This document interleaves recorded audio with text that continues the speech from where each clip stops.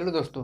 तो हम इस वीडियो में जानेंगे कि भारत में परमाणु बम कैसे बना था और कब बना था। तो हम वीडियो में आगे बढ़ने से पहले अगर आप लोगों ने चैनल को सब्सक्राइब नहीं किया तो सब्सक्राइब कर ले। तो भारत में सबसे पहले जब भारत में परमाणु बम को भारत में परमाणु बम को राजस्थान में ब्लास्ट किया गया। राजस्थान में सबसे भारत परमाणु बम को फोड़ा गया। लेकिन 1974 में जब परमाणु बम को फोड़ा गया, उसका नाम था स्माइलिंग बुद्ध था। और वो बम फुस कर गया, यानी धुआं, बस धुआं देकर फुस कर गया। तब पता लग गया अमेरिका को।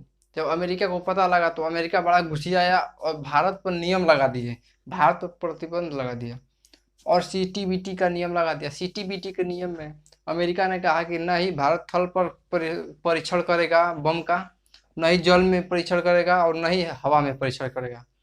और उसके बाद एनएसजी भी लगा दिया, एनएसजी प्रतिबंध भी लगा दिया।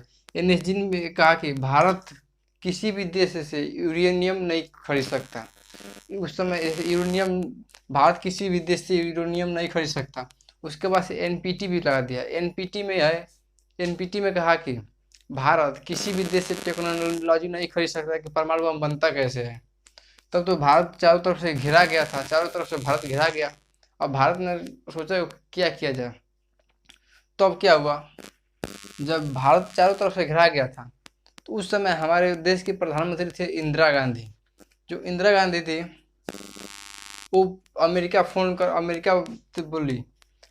से बोली कि हमको 1972 में बिजली घर, यानी गुजरात के तारापुर में बिजली घर लगवाना है। गुजरात के तारापुर में बिजली घर लगवाना है। और इंदिरा गांधी ने अमेरिका से कहा कि हम सुने थे कि आप लोग 3 करोड़ लेते हैं, 300 करोड़ में बिजली घर लगाते हैं और यहाँ पर 200 करोड़ में हो जाता है। तो अमेरिका को पता चल गया।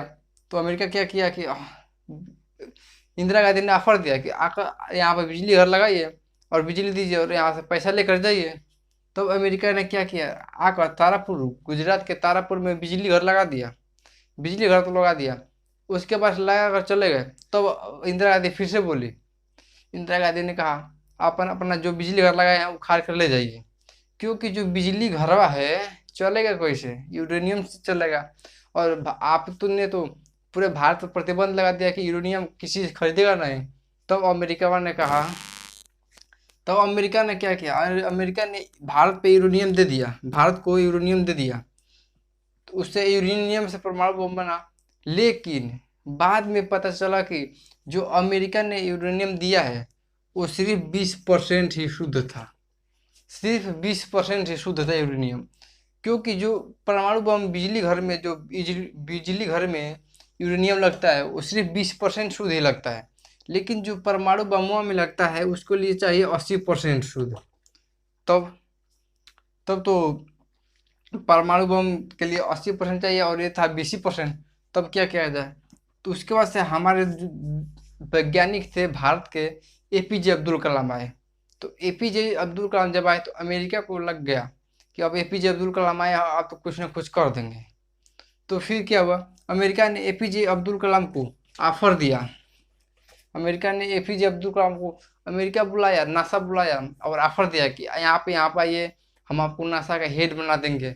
लेकिन एपीजे अब्दुल कलाम ने कहा था कि हमारा न बाल है, मतलब हमारा बाल बच्चा कुछ भी नहीं है, हम सिर्फ एक भारत माता है और हमारे भारत माता को हमसे कोई नहीं छीन सकता। तो जो जब अमेरिका में गए थे, नासा में गए थे अब्दुल कलाम, तो उन्होंने जब देख लिया था, नासा में गए थे तो उन्होंने देख लिया कि पूरे भारत पर अमेरिका का नासा है। भारत पर पूरा अमेरिका सैटेलाइट छोड़ रखा है, सैटेलाइट से पूरे भारत पर नजर रख रहा है कि कहाँ पर क्या हो रहा है। तब आकर तब आकर अमेरिका अब्दुल कलाम ने आकर बताया यहाँ पर इंदिरा, जब अब्दुल कलाम ने नासा से भारत आकर भारत में बताया कि अमेरिका सैटेलाइट की मदद से पूरे भारत पर नजर रख रहा है। उस समय अमेरिका जो था, अमेरिका जापान पे परमाणु बम गिराया था। उससे तो जापान में परमाणु बम नहीं था, इसलिए अमेरिका ने परमाणु बम गिराया था। और अमेरिका धमकी दे रहा था कि भारत परमाणु बम न बना पाए, जिससे अमेरिका एक शक्तिशाली देश रहे। अमेरिका नहीं चाहता है कि कोई भी देश परमाणु संपन्न देश बने। तब अब्दुल कलाम ने बताया था कि भारत के जैसे भारत में सैटेलाइट, अमेरिका का सैटेलाइट एक जगह पर आता है तो इस तरह 1 से 2 घंटे के अंदर, 2 ढाई घंटे के अंदर उस जगह का चक्कर लगाता है।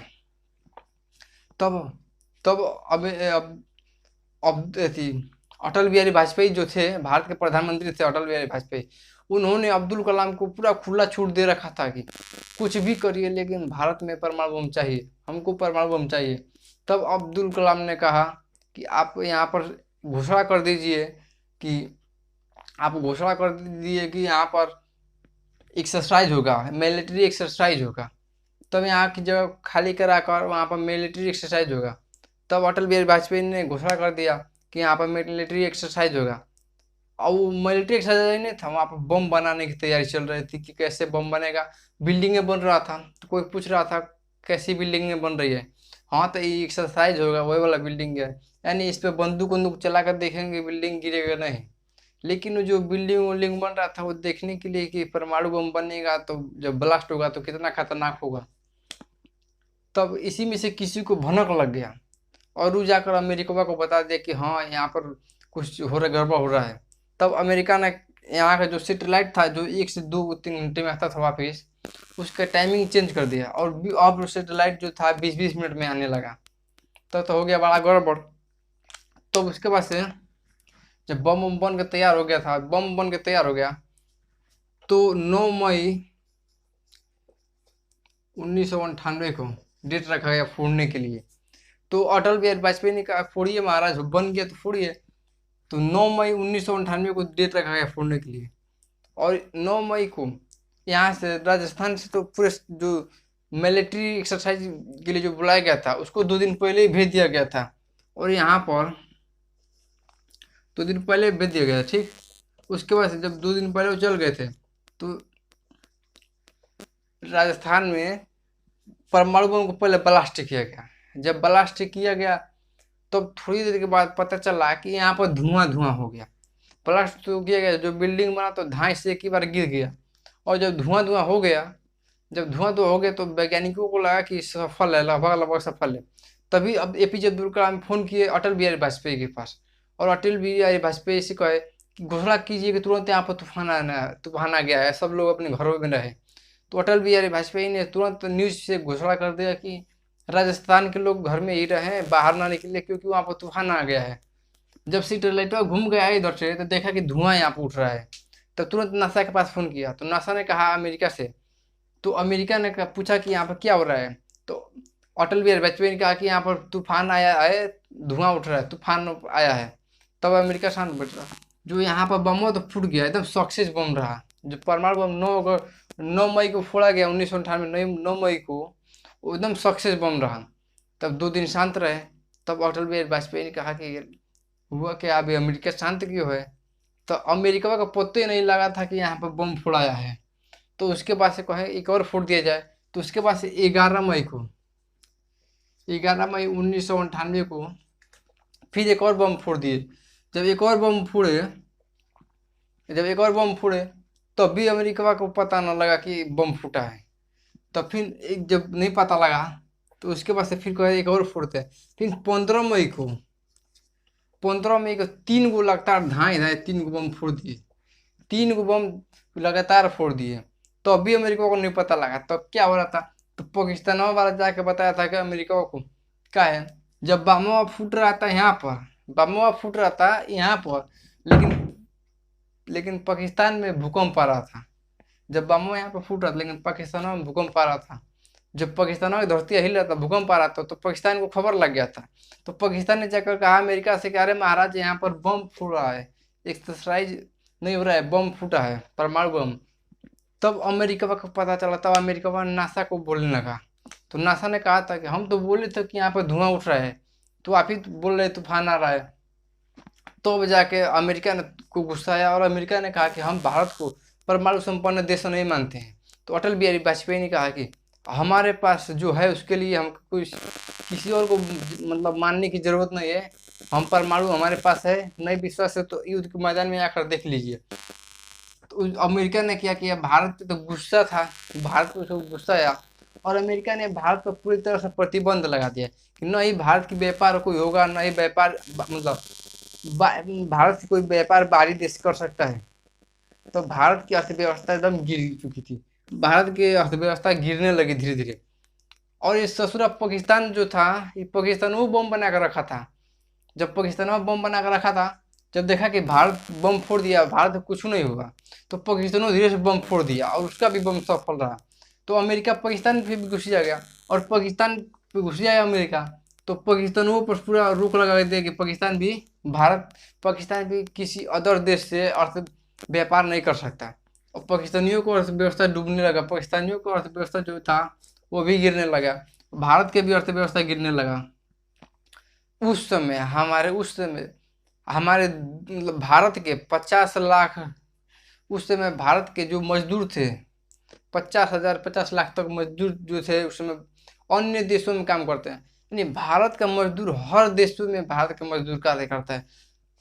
तो उसी समय जो भारत के मजदूर और दूसरे देशों में काम कर रहे थे, वो जो पैसा भेज रहे थे उसी पैसा से भारत की अर्थव्यवस्था थोड़ी बनी रही थी, थोड़ा उसी पैसा से भारत की व्यवस्था ठीक रहता है। लेकिन ये पाकिस्तान का पूरा अर्थव्यवस्था गिर गया था, क्योंकि कोई भी देश पाकिस्तान से कोई लोग यानी कोई वर्कर को ले जाना ही नहीं चाहता है, क्योंकि पाकिस्तान पर कोई विश्वास ही नहीं करता है। यहाँ के जो वर्कर होते हैं वो भी आतंकवादी निकल जाते हैं, कोई विश्वास ही नहीं करता है। लेकिन जो भारत के वर्कर होते हैं सब काम कर लेते हैं, और वही भारत के जो वर्कर थे अन्य देशों में काम कर रहे थे, उन्हीं की वजह से अर्थव्यवस्था थोड़ी बनी रही, उन्हीं की वजह से अर्थव्यवस्था बन रही। लेकिन पाकिस्तान भूखे मरने लगा।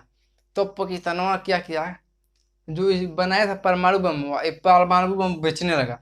जो कोरिया को बेचा है, कोरिया के पास किंग जोन जो है कोरिया के पास, जो कोरिया को परमाणु बम बेच दिया, कोरिया को परमाणु बम बेच दिया। अब अमेरिका धीरे धीरे सबको बेचने लगा, कोरिया को बेचा, ईरान को बेचा। अमेरिका क्या करता था, पर पाकिस्तान क्या करता था, कोरिया को परमाणु बम बेच दिया, ईरान को बेच दिया। क्या क्या जैसे टेक्नोलॉजी जो था कि हाँ ऐसे ऐसे परमाणु बम बनता है, लिया 20 करोड़ रुपया हो गया, पैसा ले लेता था, टेक्नोलॉजी बेच देता था। तो अमेरिका को पता चला, तो अमेरिका ने कहा, अमेरिका और घुसिया गया। तब पाकिस्तान में कहा कि क्या करें, हम भूखे मर रहे हैं, हम तो बेचेंगे, जो करना कर लो। तब अमेरिका ने पाकिस्तान पर से प्रतिबंध हटा दिया। उसका फायदा उठा लिया भारत ने। जब भारत ने कहा कि इस पर से प्रतिबंध हटा दिया तो हमारे पर से हटाना, तो हम बेचने लगा। तब अमेरिका ने भारत पर से प्रतिबंध हटा दिया। लेकिन उसके बाद से अमेरिका ने भारत के ऊपर केस कर दिया, भारत के ऊपर केस कर दिया। क्या केस किया कि भारत ने सीटीबीटी का नियम तोड़ा है, सीटीबीटी का नियम भारत ने तोड़ा है। सीटीबीटी के नियम में क्या था कि ना ही आप जल में परीक्षण कर सकते हैं, ना ही थल पे परीक्षण कर सकते हैं, और ना ही हवा में परीक्षण कर सकते हैं। जब केस किया इसका सीटीबीटी का, तब एपीजे अब्दुल कलाम ने कहा कि ना ही हम जल में परीक्षण किए हैं, ना ही थल में, ना ही हवा में, हम तो धरतिया के नीचे परीक्षण किए हैं, जो बाबा भड़काए हैं वो धरतिया के नीचे भड़काए हैं। तब अमेरिका ने केस कर दिया एनएसजी का, अमेरिका ने केस कर दिया एनएसजी का कि यूरेनियम तो भारत को कोई देश यूरेनियम, यानी भारत जो है यूरेनियम चोरी छुपे से यूरेनियम लेकर आया है। तब भारत ने बताया कि यूरेनियम हमारा खुद का है, यानी भारत के केरल में यूरेनियम खुद का होता है, भारत के जो केरल है उसमें यूरेनियम पाया जाता है। तब तो उसके बाद से अमेरिका वहाँ पर भी हो गया। उसके बाद से फिर अमेरिका ने कहा कि आप यहाँ पर टेक्नोलॉजी जो है, टेक्नोलॉजी दूसरे देश से चुराए हैं। तो फिर अब एपीजे अब्दुल कलाम ने कहा था कि हम चुराए नहीं है, अपने खुद से बनाए हैं, कहिए तो हम बना कर दिखाएं कैसे बनता है परमाणु बम। तब अमेरिका चुप हो गया, और उसी समय भारत का परमाणु संपन्न देश हुआ। उसी समय से भारत परमाणु संपन्न देश हुआ। जो परमाणु संपन्न देश होते हैं उस पर कोई भी देश हमला करने से डरता है, क्योंकि परमाणु बम बहुत ही खतरनाक है। इससे पहले वाले वीडियो में हम बताए हैं कि परमाणु बम कैसे कार्य करता है, परमाणु बम से कितना नुकसान हो जाता है। अगर आप लोगों ने इससे पहले वाला वीडियो नहीं देखा है तो जाकर जरूर देख लीजिएगा।